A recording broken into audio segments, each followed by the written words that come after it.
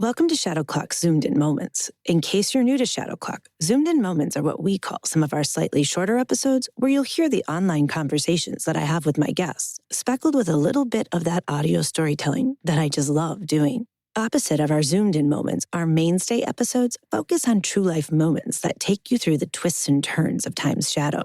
If you want to hear longer stories about bank robbers doing time in Alcatraz, kidnappings by Colombian guerrilla groups, or mummified remains being unearthed in residential backyards, check out our other episodes not marked Zoomed In. In the meantime, if you're looking for something to fill that shorter car ride, you're in the right place. We hope you enjoy this Zoomed In moment of Shadow Clock. This particular episode takes place in 2021, 1 year into the pandemic, in Washington, D.C. It's here where a third grade class was promised a hot chocolate party by their teacher, Miss Fitz, if, and only if, she could sink a basketball from across the playground, which is literally about the distance from a little before the half-court line on a professional basketball court. It's no spoiler that she made the shot, as it was a moment that went viral, making people all around the world smile in the midst of the pandemic. And it wasn't just social media that was all over it. Even big stations like ESPN and SportsCenter picked up the story, which then was followed by endless gossip in the hallways of Holy Trinity. I remember walking into school one morning and all the kids were like, oh my gosh, Miss Fitz is on every social media app. Because Miss Fitz, she made this big, full court shot. Everyone was chanting, Miss Fitz, Miss Fitz. My sister came home from school and she was just like, Mom, Mom. And then my dad said my cousin's teacher made the shot. And everybody started cheering. No one really knew if it was real. My sister got a hot chocolate party. And I was like, what? And Miss Fitz was on the news. She was famous. I thought it was a little insane because, oh my gosh, we're going viral. It's like if someone asked me, even when I'm 50, I'll say, yes, I can remember that moment. Today's episode, a more detailed account surrounding what happened that day on the playground. You're listening to another Zoomed In moment. I'm Katie Mahalik. This is Shadow Clock. Hi, I'm Katie. Nice to meet you. I'm Kathleen Fitzpatrick. I'm so excited to talk to you today. I'm so excited to have you on our show today, especially after all this time. I mean, did you ever think your basketball career would just continue right into the third grade? Never. Before we get into the moment, I want to get a little bit more of an understanding of who you are as a basketball player. Where are you originally from? I am from Philadelphia. I grew up in the same neighborhood as 16 first cousins, and we all played basketball. Our parents played basketball. My mom played Division I college basketball. So she was a coach and a mentor, still is, but all growing up. And I played basketball since, I would say, first grade every day. Do you by chance remember the very first time you picked up a basketball, or is it so ubiquitous in your life that it just was always in your hands? It just was always in my hands, always. And I just remember walking to the park with my mom and my dad, dribbling a normal sized basketball and just it being bigger than my body. And I just loved it. And I think I loved basketball for so many reasons. I think the number one reason was my mom played it and my mom was really good. And my mom's my favorite person in the world. And I think if I could be like her, that was a goal of mine since I was a little kid. And so that was something that we bonded over my entire life. Even as a little kid, it became a job because I just always wanted to get better. And I had all these older cousins that I looked up to that played competitive high school, competitive college, Division I college, and I wanted to be just like them. This was really interesting too, because you even said as a young kid, as much as you loved basketball, it did feel very much like a job. Was there ever a time in your youth where you felt stressed by the pressure or wanted to step away? Not often, because I loved it so much. And I think I just couldn't imagine my life without it. There was never a time I wanted to step away from the game, but I was always the smallest player on the floor. I grew really late. I was always so much shorter, so much thinner, and I really had a hard time competing with girls who were my age. And so At times it was frustrating because I knew I had to practice so much harder than other girls did just to keep up. And, as a 29-year-old looking back, I think that's why I loved it so much, because I had to give it everything I had and more to be able to compete. Looking back, I think I loved it so much because I gave it everything I possibly could. How did you find yourself at Rutgers? I actually was on a scholarship. I started my career at St. Joe's University in Philadelphia. My mom actually played there. She was a fabulous player, and that's where she met my dad. So St. Joe's always had a very special place in my heart, but it was also 10 minutes away from the house that I grew up in. And after my junior year, I just kind of thought, you know what?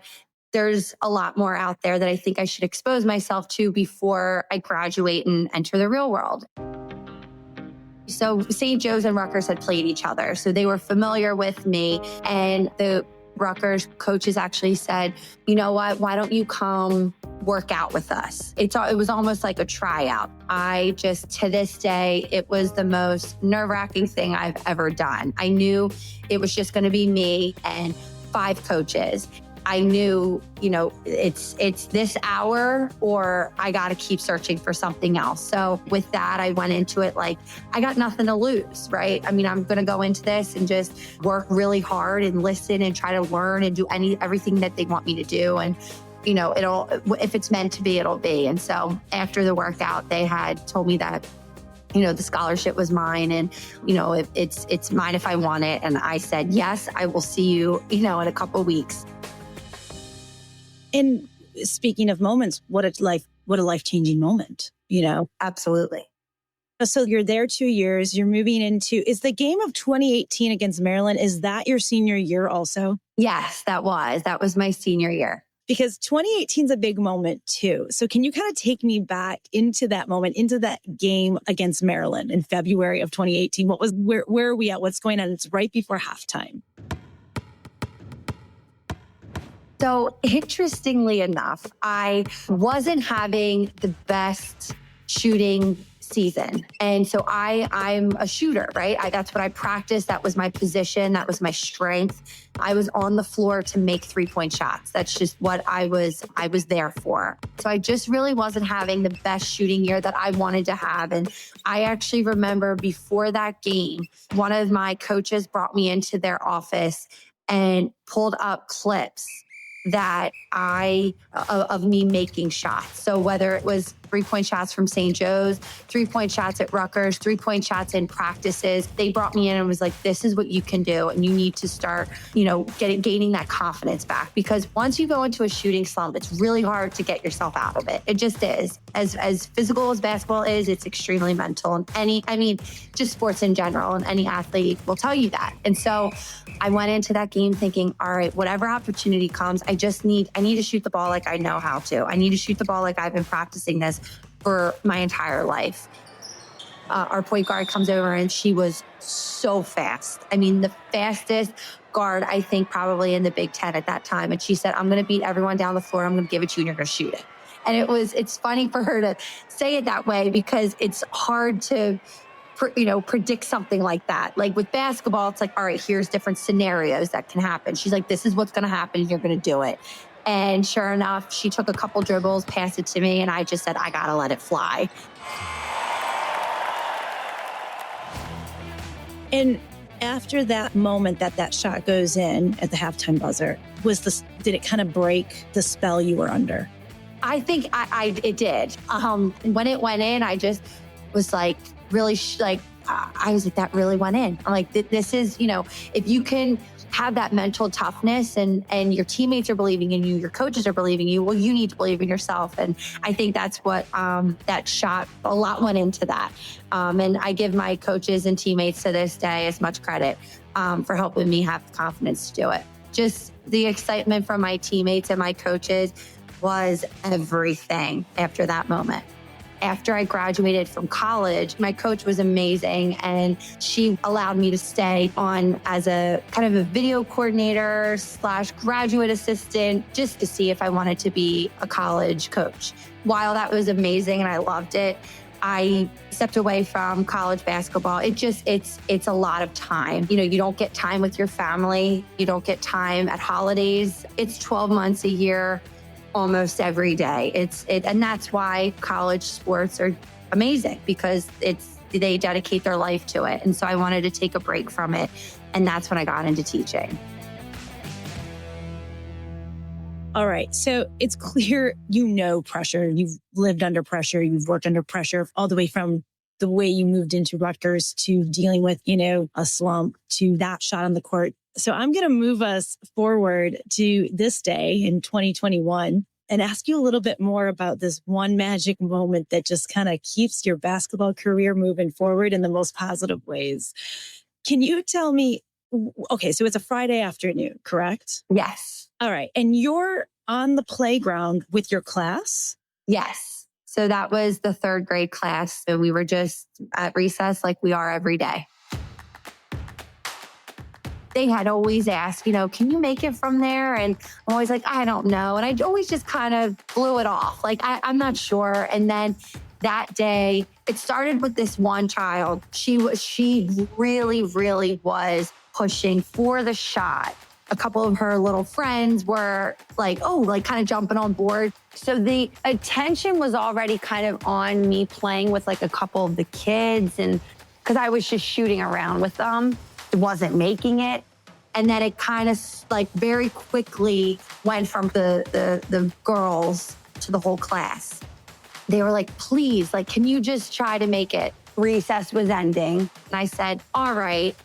This is the last shot that I'm taking, and then I started walking back and this is it. But let's make this fun. We're about to go into the winter break, the Christmas break. So let's just put something on the line for it. And so I said, all right, if I make this shot, we'll have a hot chocolate party on Monday.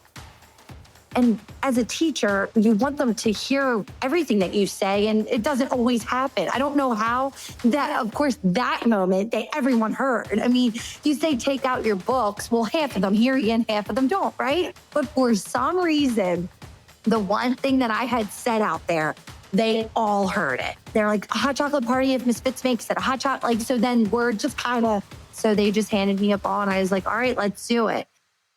In a moment, I'm going to play the actual audio from the famous viral video, which you can also see reposted on our website and our social media channels. But before I do that, who better to give us a first-person account about this shot than the 3rd graders of Holy Trinity Elementary School, who witnessed it?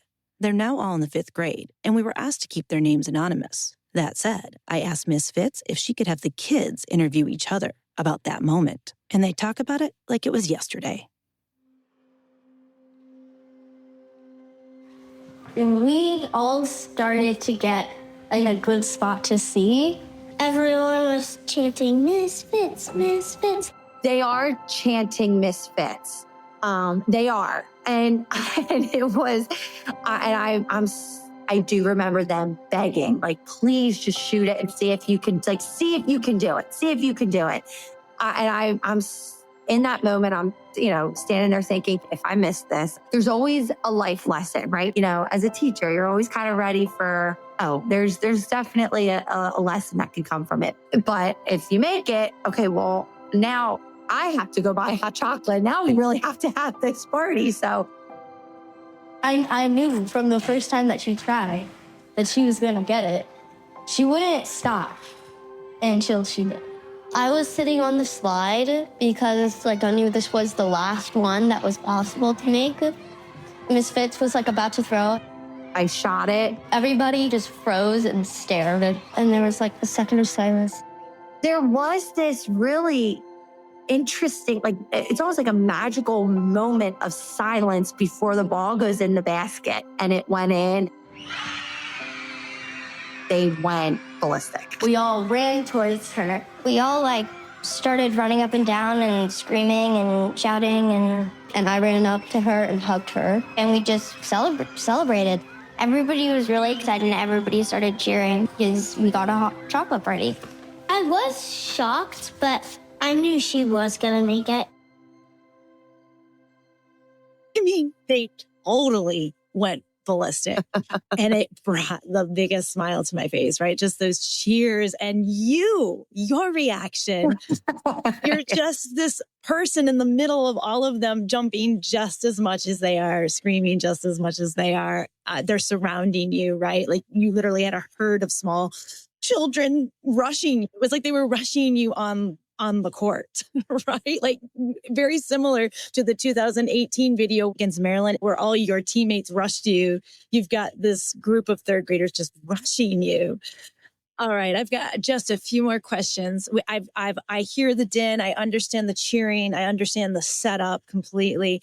I'm curious, with all the pressures you have faced in your own career, could you feel all those eyes staring at you, or were you oblivious to that? You know, I think in a way I was a little more nervous in this shot for a couple of reasons. One, I haven't been practicing like I used to. And disappointing 8 and 9-year-olds really isn't a good feeling. Like I said, I would have turned it into a life lesson, but I think they were so excited. I'm like, my goodness, I got to make this. Did you think you were going to make it? What was your thoughts behind that moment? I have to say, I didn't think I would. I thought it was a cold winter day. I took my jacket off. My hands were freezing. I don't think this is going to go in. It's so interesting. So my mom actually filmed it. So my mom is a teacher here. She is what we call a substitute coordinator. So if a teacher's out, she subs. And one of my grade partners, the other third grade teacher, was out sick. So my mom was her sub. So she filmed it for our family group chat, actually. I said to my mom, I think all those days where gyms were closed because of snow or they were closed over breaks, and we would go to a park outside and shoot, and it would be 20, 30 degrees. And we were that dedicated to practicing every day. And I said, I think those paid off. I think those moments that me and you really put everything we had into getting a good workout in at such a young age really paid off. So life really comes full circle that my mom was there with me to share that moment. And I realized why it went viral. And it was the time that our world was in. And it was just such a happy thing to watch and see kids smiling and just having fun at school. And I think a lot of people saw themselves in those kids at school too. Like I also think separate from the pandemic, it brought back happy childhood memories for so many people, like a recess yard and games and, fun and laughing. And, if you're not in that school environment, you kind of forget. And it was, I think it was really special for people to see the fun that kids can have in school and that they do have. We just always remembered it as probably the loudest and funnest time of our lives. Yes, that's a memory that I could never forget. That was a really special moment.